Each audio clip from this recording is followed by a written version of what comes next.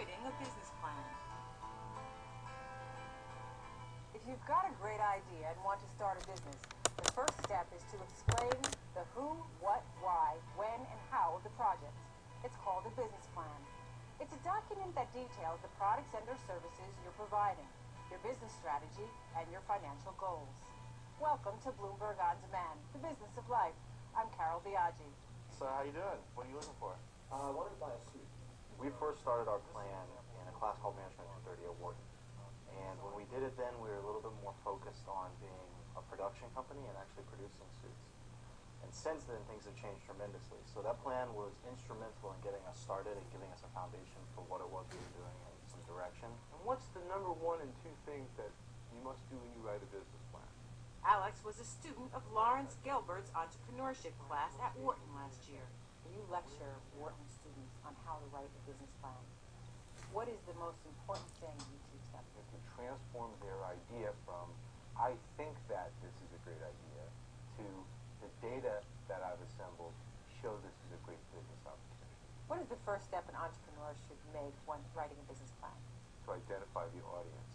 Who's going to be reading this plan and for what purpose? If you're writing it for an investor, you make sure that you take it and give them the information that the investor needs. If you're writing it for a partner or an employee or a customer or a supplier, then you have to write and make sure that you address the interests and needs that they have.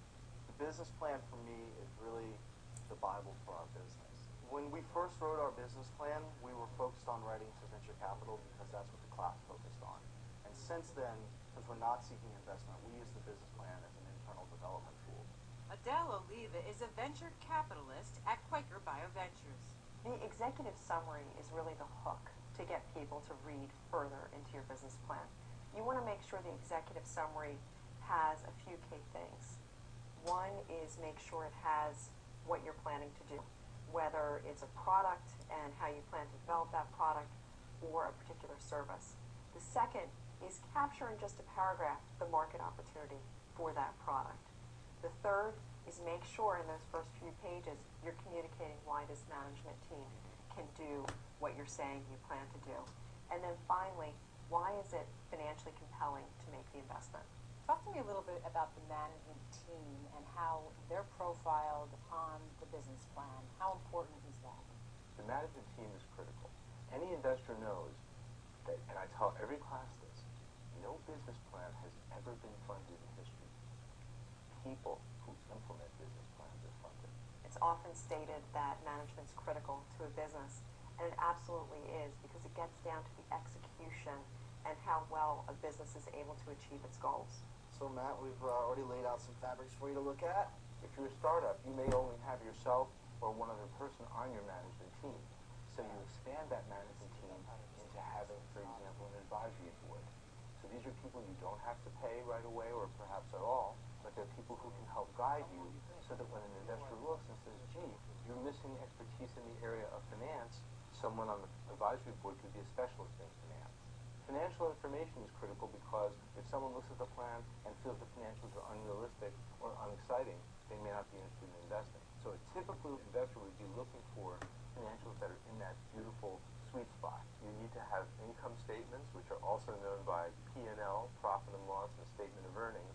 All of those are the same. They're really just an income statement. You need to have balance sheets. In terms of the balance sheet, it's very simple. Here are the assets, minus the liabilities. What's left is the value of the entire company. You need to have statements of cash flow. And finally, capital needed and the use of those funds. Often, I think, less experienced entrepreneurs struggle with it is capitalization.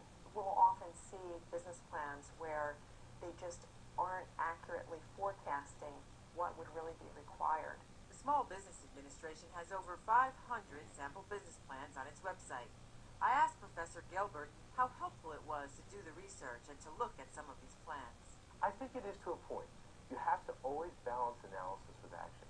That is the secret to successful entrepreneurship. This is the Argentine buttonhole. For Brian and Alex, business seems to be progressing according to plan. I've always been into entrepreneurship, and to really be able to take something from idea to implementation and see it actually take hold has been incredible. And And remember, all data presented should be supported by documentation. For more information, visit the Small Business Administration at sba.gov or SCORE, Counselors to America's Small Business at score.org. And best of luck writing your business plan. Thank you for watching Bloomberg On Demand, the business of life. I'm Carol Biaggi.